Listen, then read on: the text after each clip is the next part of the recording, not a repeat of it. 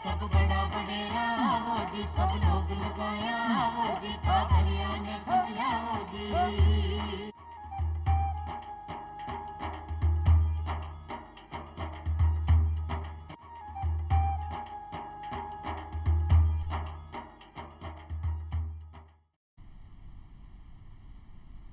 कर्तव्यों का बोध कराती अधिकारों का ज्ञान, शिक्षा से ही मिल सकता है सर्वोपरि सम्मान।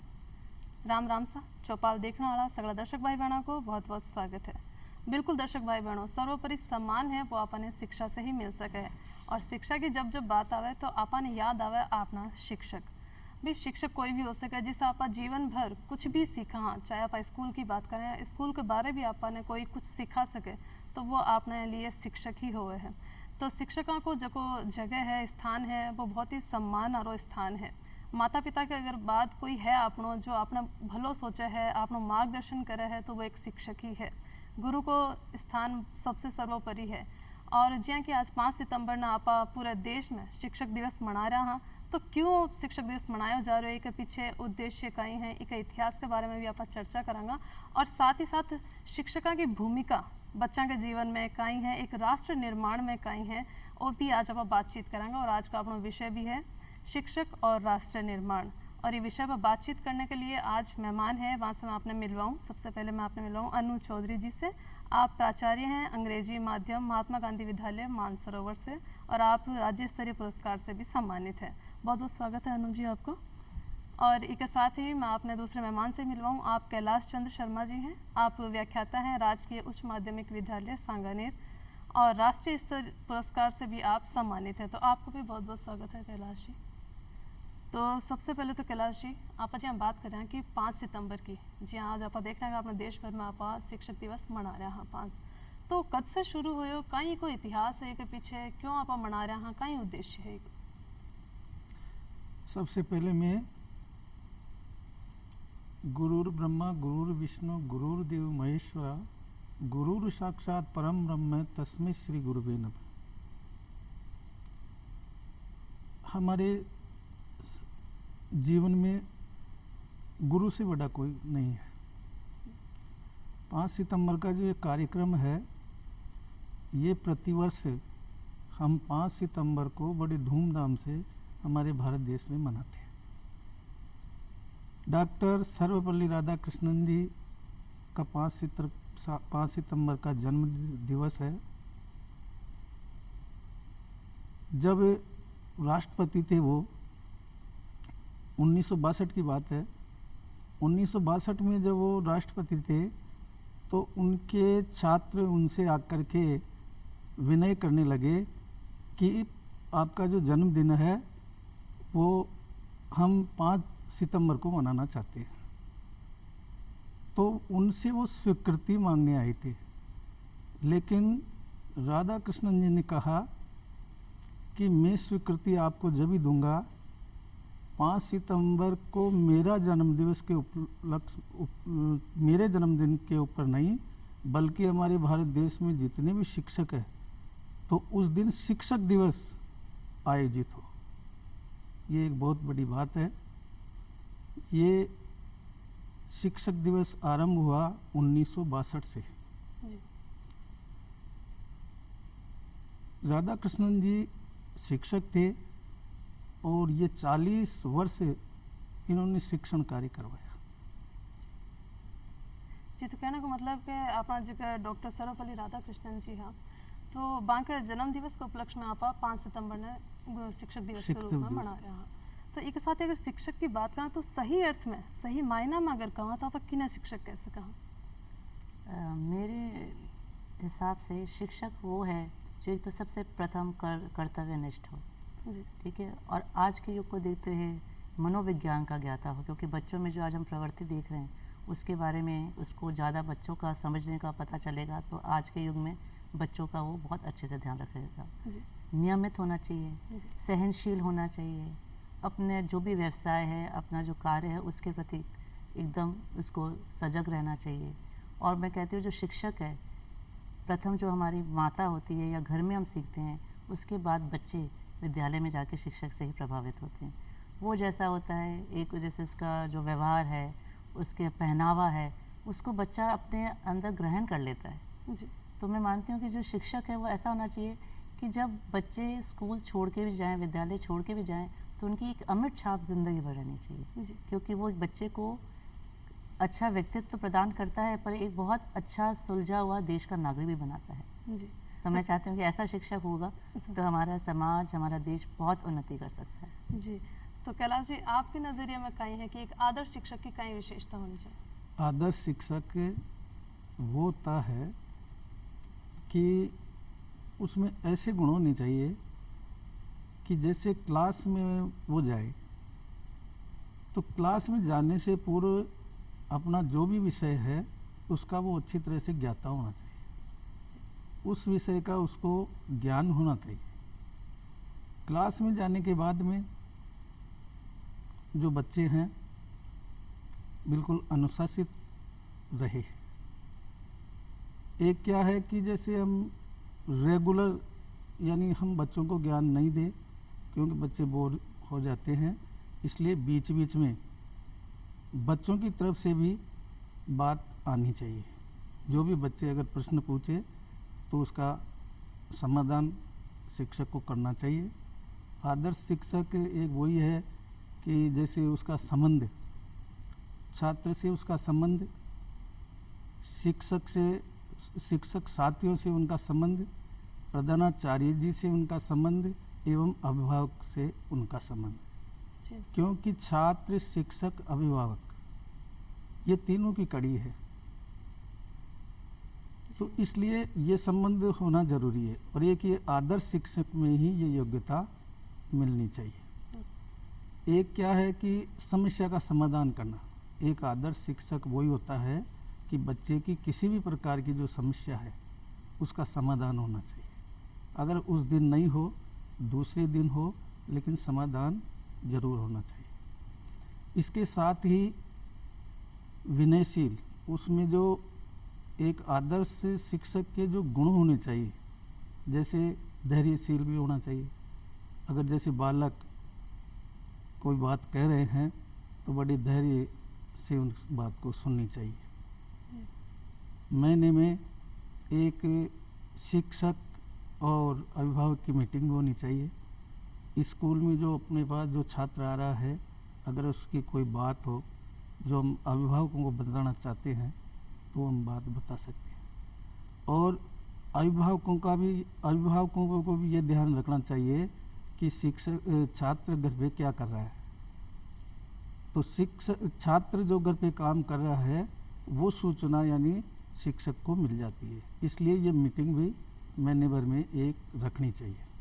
बिल्कुल, मतलब एक आदर्श शिक्षक ने एक समन्वय, एक तालमेल बनाकर रखना चाहिए। तालमेल शिक्षा है जो कि शिक्षक केंद्रित ना होकर रह जाए, वो अपने ध्यान रखना है, बच्चों को पूरा ध्यान रखना है कि पूरा बच्चा ध्यान। अगर कोई बात कहना चाह रहे तो बिना भी तसल्ली से बस सुने, और साथ में अभिभावकों से भी बस जुड़े रहे। अभिभावकों से जुड़े रहे। बिल्कुल, एक आप यहाँ कह करें कि जैसा खाए अन्न वैसा होगा मन, और जिसा होगा शिक्षक वैसा होगा समाज। ये बात से कितना सहमत है मैम? ये इस बात से पूर्णतः सहमत हूँ, क्योंकि हम मानते हैं कि जो आज हमारा समाज है वो शिक्षक का, हम कहते हैं, एक दर्पण ही होता है। जी जो बच्चा है उसमें भी वही गुण आते हैं जैसा शिक्षक को देखते हैं। जैसे अभी कैलाश जी ने बताया कि जो बच्चा सीखता है, धैर्यवान शिक्षक होना चाहिए, क्योंकि अगर जो शिक्षक ही धैर्यवान नहीं होगा तो बच्चे में वो कहाँ से आएगा। और अपने कर्तव्यनिष्ठ है, समय का पाबंद है। हम बच्चों को तो बोलते हैं कि समय पे आएँ, लेकिन जब हम विद्यालय में देखते हैं कि अगर टीचर ही समय पे नहीं आएगा तो बच्चे को हम कुछ भी नहीं बोल पाते हैं। बिल्कुल। तो ये सब चीज़ें हैं। और जैसे हम कह रहे हैं कि समाज का दर्पण है, क्योंकि आज हम जिन परिस्थितियों से गुजर रहे हैं, आज हम रोज़ कुछ ना कुछ देखते हैं कि बच्चे ने ये काम कर लिया, या बच्चे की वजह से, जैसे यूथ हम जैसे कहते हैं ना, जो युवा है वो हमारे समाज के अंदर क्या क्या कार्य कर रहे हैं, वो किससे क्यों आ रही है प्रॉब्लम।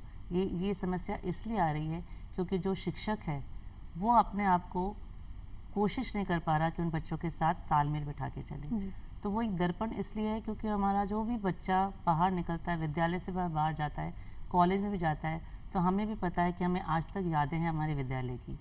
तो वो सब बातें ऐसी है कि हमारे समाज में वही चीज़ आएगी जो हम विद्यालय से ग्रहण करके आएंगे। बिल्कुल। तो हम कह सकते हैं कि हमारा बिल्कुल दर्पण है। जब समाज हमारा अच्छा होगा तो हम कह सकते हैं कि हमारा राष्ट्र भी अच्छा होगा। और जब राष्ट्र अच्छा होगा, जब समाज अच्छा है, राष्ट्र अच्छा है, तो हम अपने आप ही उन्नति की पथ पर अग्रसर हो जाएंगे। बिल्कुल, तो बच्चा से शुरुआत हो और एक बस, राष्ट्र के निर्माण में आप बिल्कुल, योगदान राष्ट्र देवा। निर्माण। एक जहाँ बात करें स्कूली शिक्षा की, तो स्कूली शिक्षा में जब बच्चा जावे है, घर से जावे है, जहाँ समझ लो 3 साल को बच्चा है, 4 साल को बच्चा है, वो स्कूल में जावे, लेकिन 20 से पहले भी वो काफ़ी कुछ सीख चुके होगा अपने परिवार से भी। तो क्या करे कि माँ है एक बच्चे की पहली गुरु होवे है, तो लेकिन आपना कौन कौन सी बातों को ध्यान रखना चाहिए परिवार में या माँ ने कि बच्चे पर कोई गलत असर नहीं पड़े। बच्चा मन बहुत कोमल होवे, तो इसे आप कई कई चीज़ों को ध्यान रखा जो बच्चा कुछ गलत चीज़ नहीं सीखे। बिल्कुल सही बोला मनीषा जी आपने कि बच्चे सबसे पहली जो प्रथम शिक्षा है उसको उसके घर में मिल रही है। तो माँ बाप को जब वो बात भी कर रहे हैं, घर की जो बातचीत भी हो रही है, उसमें संयम बरत के अपने शब्दों का उच्चारण करना चाहिए, उसी प्रकार बात करनी चाहिए। क्योंकि हम देखते हैं जब बच्चा बोलता है तो उसका पूरा का पूरा असर उसके परिवार का, हम कहते हैं ना कौन से परिवार से है। जी जी। तो हम परिवार को क्यों बोलते हैं? क्योंकि उस बच्चे के अंदर जैसे भी उसका व्यवहार होगा, बोलचाल होगी, बातचीत होगी, उठना बैठना होगा, वो पूरे परिवार की एक कहते हैं ना हम एक बैकग्राउंड बता देता है। तो वे कहते हैं कि जो घर में भी माँ बाप, भाई बहन, यहाँ तक कि भाई बहनों को भी बहुत अच्छे से, भले बड़े हों छोटे हों, और कई बार हमारे कहते हैं संयुक्त परिवार होते हैं, वहाँ के भी लोग हैं, तो उनको खूब अच्छा व्यवहार करना चाहिए और भाषा के ऊपर बहुत संयम करके उसको भी थोड़ा कंट्रोल करना चाहिए। इसके बाद अब हम ये भी देखना चाहिए कि आज हम देखते हैं तकनीकी युग आ गया है। बिल्कुल। तो बच्चा आजकल छोटे से छोटा बच्चा भी मोबाइल नहीं छोड़ता है। जी। तो मोबाइल में बच्चा क्या देख रहा है, क्योंकि ये हम समस्या जूझते हैं हम इस समस्या से कि हम जब अभिभावकों से बोलते हैं कि मोबाइल दीजिए, अब मोबाइल देने के बाद पढ़ाई तो हो गई पर वो क्या कर रहा है। तो अभिभावकों से ये बड़ा सोच का विषय है कि सिर्फ खाली मोबाइल देने से ही बच्चा पढ़ नहीं रहा है, उसके ऊपर पूरा ही ध्यान रखें कि बच्चा उस मोबाइल में क्या कर रहा है। कि मोबाइल जितना हमारा को अच्छा बताता है, उसमें कई चीज़ें ऐसी भी है जो बच्चे के लिए अच्छी नहीं है। तो बच्चा जो है, ये कहते हैं ना, मैं तो कहती हूँ वो एक बांसुरी है, जो हम स्वर हैं या जो भी चीज़ें हैं हम उसके अंदर हम ही भरते हैं। तो घर से वो प्रारंभ होके विद्यालय में भी जब समय बिताता है, तो जैसे कि हमने पहले भी बता दिया कि शिक्षक में ये गुण होने चाहिए, ये सब चीज़ें हो जाएंगी। और घर में भी जब हो जाएगा तो हम कहीं नहीं कह सकते कि कहीं हम चूक कर ही नहीं सकते कि बच्चा अच्छा ना हो। बिल्कुल, मतलब दोनों तरफ से अपना सहयोग की उम्मीद होनी चाहिए। एक क्या करे कि शिक्षक और विद्यार्थी को जो कुछ संबंध है वो एक कुंभकार और माटी की तरह हो है। जहाँ एक कुम्हार माटी ने थप आके मतलब बने एक घड़े की एक आकार दे देवे है, भी शिक्षक भी अपना जो बच्चा है, विद्यार्थी है, बाँ को भविष्य यही सवार देवे। इसके लिए आप कहीं कहना चाहोगे?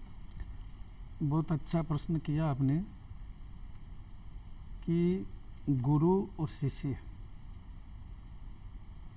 जिस प्रकार से कुम्हार एक मिट्टी के डेले से एक घड़े का रूप देता है, उसी प्रकार से एक अच्छा शिक्षक, आदर्श शिक्षक यानी अपने शिष्य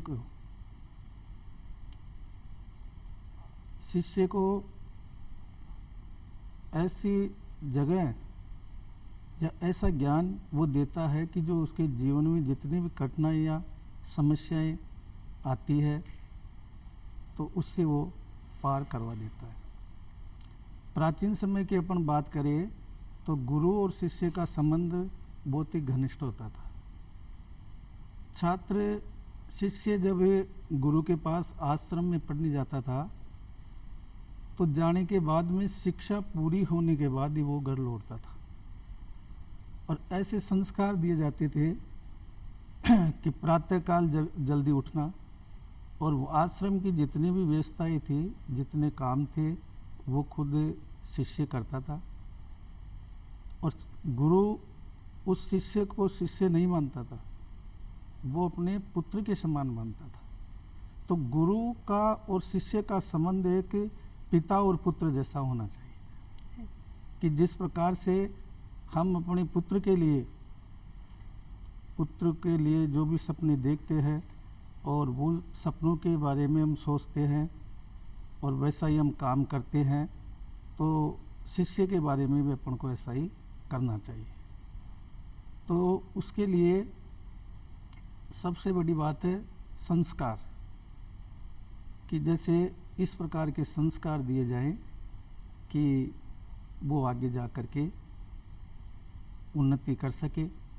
जैसे एक अपने संस्कृत में श्लोक है कि अभिवादनशीलस्य नित्यम हृदोपसेविन चत्वारि तस्य वर्धन्ते आयुर्विद्या यशोबलम। आजकल जो बच्चे हैं उनमें संस्कारों की थोड़ी कमी दिखाई दे रही है। प्राचीन समय में सबसे पहले संस्कारों के ऊपर ध्यान दिया जाता था, तो उससे क्या होता था कि बच्चा बिगड़ नहीं सकता था, किसी भी हाल में बच्चा बिगड़ नहीं सकता था। विद्यार्थी के जो लक्षण थे, विद्यार्थी के 5 लक्षण बताए गए हैं, उन लक्षणों के आधार पर शिष्य कार्य करता था।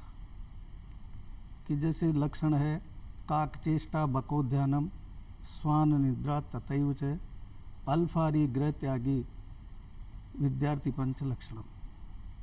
तो ये जो हमारी जो सभ्यता है, संस्कृति है, उस संस्कृति को के अनुसार ही हमारे को बालकों को शिक्षा देनी चाहिए और उन संस्कारों को हमें याद रखना चाहिए। जी, तो कहने की बात है कि आप मतलब बच्चा ने सिर्फ किताबी ज्ञान ही नहीं देवा बल्कि साथ साथ में संस्कार भी डाला और माने संस्कारवान बनावा। एक आप देखा समाज में बहुत सारी कुरीतियाँ हुए हैं, तो एक शिक्षक कुरीतियाँ न मिटाने के लिए कहीं योगदान अपनों दे सके। इसमें शिक्षक एक अहम भूमिका निभाता है, क्योंकि जो प्रचलित कुरीतियाँ हैं उसको तार्किक रूप से वो बच्चे को समझाए कि इसका क्या भविष्य है या इसका क्या रिजल्ट आने वाला है। क्योंकि बच्चे को हम जो बोलते हैं, आज हम ये देखते हैं बच्चे में कि अगर विद्यालय में जाता है, अगर शिक्षक ने उसको बोल दिया तो वो अपनी माँ की बात भी नहीं मानता है। बिल्कुल, है ना। तो एक शिक्षक का एक अहम रोल है, एक अहम भूमिका है कि उसको हर चीज़, जो भी चीज़ सिखा रहा है, जो भी ज्ञान वर्धन दे रहे हैं, उसको एक तार्किक रूप में समझाएं कि इससे उसको क्या प्राप्त होगा या इसका क्या नुकसान हो सकता है। तो वो बच्चे को जब हम ऐसे ज्ञान बांटेंगे, ऐसा उसको हम बचपन से चालू कर देंगे, तो बच्चे में सोचने में और समझने में बहुत फ़र्क आ जाएगा। क्या गलत है, क्या सही है, वो शुरू से जब हम बताते जाएंगे बच्चे को, क्योंकि हम बच्चे को बोलते थे ये नहीं करना है तो वो ज़रूर करेगा। और अगर हम बता देंगे तुम अगर ऐसा करोगे तो तुम्हारे शरीर को नुकसान हो सकता है या तुम्हारे घर वालों को नुकसान हो जाता है। तो ये एक तरह से क्या होता है, भावनात्मक रूप से हम बच्चे को जब समझाते हैं, उसका तर्क देते हैं, तो बच्चा अपने आप समझ जाता है। और फिर उसको वो जो कुरीतियाँ जो फैल रही हैं उसके बारे में बताना कि भाई ये क्यों आई हैं और इससे हमारे को क्या नुकसान हो रहा है। तो हम इसको शुरू से बताते रहेंगे बच्चे को, क्योंकि एक शिक्षक उसका पूरा जो, अगर उसको पता भी है, नहीं भी मान रहा है घर वालों की बात, तो अगर शिक्षक उसको समझाएगा तो वो उसकी बात बिल्कुल मानेगा। और वो जो रीतियाँ जो चल रही हैं या पुराने समय से जिनका हमें कुछ भी पता नहीं कि क्यों हैं, तो वो सब चीज़ें समाप्त हो जाएंगी। बिल्कुल, मतलब क्योंकि बच्चा के लिए ना एक प्रेरक हुआ है शिक्षक। एक बार भले कई बार होगा माता पिता की बात नहीं माने, लेकिन शिक्षक की बात पे ज़रूर मानेगा। तो समय समय पर शिक्षक ने आ चीज़ों की जानकारी देते रहना चाहिए। और ये यहाँ पर पर्यावरण की बात करा, किताबी ज्ञान तो हुआ, लेकिन पर्यावरण भी आपने भाई स्वास्थ्य के लिए बहुत ज़रूरी है कि साफ़ सुथरा अच्छा पर्यावरण हो, साफ़ सफाई को बच्चा ध्यान रखे। तो एक ही जानकारी भी शिक्षक बच्चा ने दे सका, तो की रूप में की तरीके से मैंने प्रेरित कर सका कि वह पर्यावरण के प्रति भी सचेत रहे। पर्यावरण का शाब्दिक अर्थ है परि प्लस आवरण, यानी हमारे चारों ओर का वातावरण। चारों ओर का वातावरण शुद्ध रहे। पर्यावरण आजकल के समय में बिल्कुल प्रदूषित हो गया। भोजन कर रहे हैं वो भी प्रदूषित है, पानी पी रहे हैं वो भी प्रदूषित है, हवा जो चल रही है वो भी प्रदूषित है। पानी, हवा, सूर्य का प्रकाश, अगर ये हमारे को शुद्ध नहीं मिलेगी तो फिर हमारा जीवन असंभव है। इसके लिए विद्यार्थियों की भागीदारी बहुत ही आवश्यक है। विद्यार्थियों के द्वारा हम इस पर्यावरण को बचा सकते हैं, जैसे अधिक से अधिक पेड़ लगा करके। लेकिन वो जब ये होगा कि पहले हम बच्चों को उस जगह ले जाए, जैसे गंगा नदी है और गंगा नदी में वो गंगा नदी प्रदूषित हो रही है, तो बच्चे को वहाँ अपन को ले जाना होगा। पास में हमारे कल कारखाने हैं, फैक्ट्रियाँ हैं, उसका गंदा जो पानी है वो निकास हो रही है और वही पानी नदी में या तालाब में जा रहा है। ध्वनि प्रदूषण जैसे जो भी यातायात के जो साधन है उनसे वो जो धुआं निकल रही है, तो एक बार तो इन बच्चों को उनके बारे में जानकारी देना, और फिर हम ये प्रयास भी कर सकते हैं कि जैसे हमारी जो सरकार है उनके पास भी हम ये समस्या उनको बता सकते हैं, तो ये बच्चे आसानी से कर सकते हैं। और पर्यावरण को बचाने के लिए जैसे पानी, अब हम पर्यावरण को कैसे बचाएं, बच्चों के द्वारा कैसे बचाएं, तो बच्चों को इसमें सम्मिलित करें हम। तो जैसे ऐसे पर्यावरण से संबंधित नारे हैं, पर्यावरण से संबंधित नारे, या जैसे जल है तो जल के बारे में बच्चों को बताना चाहिए और भाई इसको कैसे बचा सकते हैं। पेड़ों के बारे में कि पेड़ हमारे को ऑक्सीजन, पेड़ों से हमारे को ऑक्सीजन मिलती है, तो हमारे को अधिक से अधिक मात्रा में पेड़ों को लगाना चाहिए, क्योंकि जहाँ पेड़ अधिक होंगे वहाँ वर्षा भी अधिक होगी। तो इनके बारे में बच्चों को हमारे को बताना चाहिए, जिससे वो वास्तविकता उनके समझ में आ सके। बिल्कुल, तो आपने बच्चा के साथ साथ पर्यावरणीय ज्ञान भी आपने देना है। एक आप बात करना कि वर्तमान समय देखो तकनीकी शिक्षा बहुत आगे आ रही है, तो सही तरीके से समाज में पहुँचे इसके लिए अपने शिक्षकों ने कहीं कहीं प्रयास करना चाहिए। सर्वप्रथम तो शिक्षक को खुद को तकनीकी युग के हिसाब से चलना चाहिए। बिल्कुल। और अभी हमने देखा था जैसे अब कोरोना आया था जी, तो इस तकनीकी शिक्षा ने ही हमारे बच्चों को सारी शिक्षा चरमरा रही थी, शिक्षा प्रणाली चरमरा गई थी। तो उसमें इसी तकनीकी शिक्षा का उपयोग लेते हुए बच्चों को हमने व्हाट्सएप ग्रुप बनाकर वो हमारी शिक्षा प्रदान करी। फिर सरकार ने कई मुहिम चलाई, स्माइल प्रोग्राम चलाया, ठीक है, टीवी का उपयोग करा, दूरदर्शन का लिया, जैसे कि आकाशवाणी का लिया, और इसी में उन्होंने शिक्षावाणी वो भी उन्होंने कार्यक्रम चलाया, शिक्षा दर्शन कार्यक्रम चलाया। तो इस तरह कार्य पुस्तिकाएँ बांटी। तो ये क्यों हुआ? सब इसीलिए हुआ क्योंकि हमें ये जो आपका बता रहे हैं आईटी का प्रयोग लेकर हमारे बच्चों को हमने शिक्षा के बराबर देते रहे। हाँ, गुणवत्ता में थोड़ा कमी आई, मैं मानती हूँ, क्योंकि हमारे पास जो बच्चे आते हैं ऐसे तबके से आते हैं कि हम उनको बोलें कि मोबाइल होना चाहिए, वो संभव नहीं होता परिवार में।